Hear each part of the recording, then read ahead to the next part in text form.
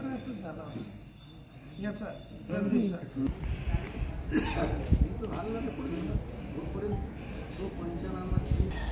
काय काय म्हणणं पडतं ते तर बघू ना. मध्ये जायचंच नाही मला. काय करायचं मला रस्त्यावर आणल्यावर मी काय मध्ये भांगडी भांगडी कर सगळं माझ्यापाशी. तुम्ही गेलात कसे? नाही नाही हे माझ्या सर एक मिनिट.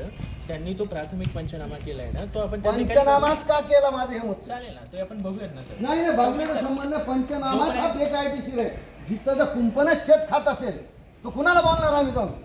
तहसीलदारच पंचनामा कसा करतो? तो पंचनामा केलेलाच हा तहसीलदाराच्या ऑर्डर शिवाय जातं का तलाठी? जर तलाठी तहसीलदाराच्या ऑर्डर शिवाय गेला असेल तर तलाठी सस्पेंड करा. ठीक आहे तो आपण 26 तारखेला 26 तारखेला का पंचनामा? 26 तारखेची केस वेगळी आणि आजची केस वेगळी आहे. ठीक आहे तो पंचनामा सरांकडे येऊ द्या. ते पंचनामा झालाच का? सराकडे यायचं नसेल तर मला माहिती नाही. जोपर्यंत नाही नाही त्याचा निकाल लागल्याशिवाय मी इथून हलणार नाही. हा अन्यायच केलाय तुम्ही. मला न विचारता तुम्ही तिथे गेलात.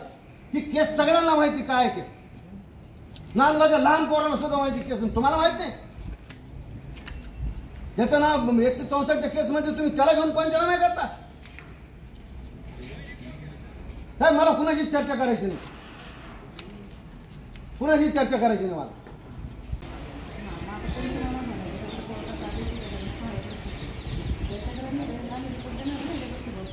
तुम्ही पंचनामा केलाच कसा कोर्टाचा आदेश क्षेत्राचा हे मला याचं उत्तर द्या.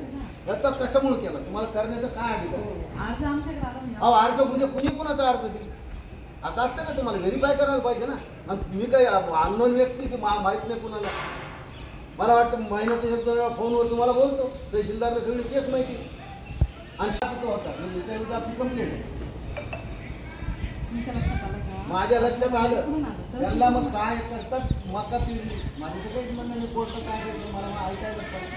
मी त्याचा अनादर कसा करू शकतो? मी कायदेशीर बांधून विषय वेगळा. आणि कोर्टाचा आदेश सुद्धा 30 ऑक्टोबर पर्यंत आहे.